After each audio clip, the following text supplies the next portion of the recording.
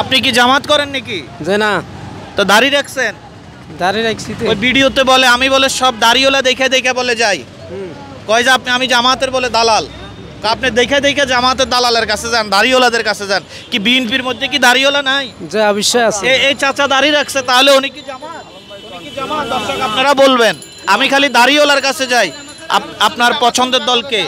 যে BNP. BNP. এই যে দেখেছেন, এই একজন পাইছি, তিনি দাড়ি রেখেছেন, মুসলমান, উনি বিএনপি করেন। দাড়ি রাখলেই কেবল জামাত না, দাড়ি আর টুপি কি শুধু জামাত করে? বাংলাদেশের সব দলের মানুষেরাই দাড়ি রাখে, টুপি রাখে।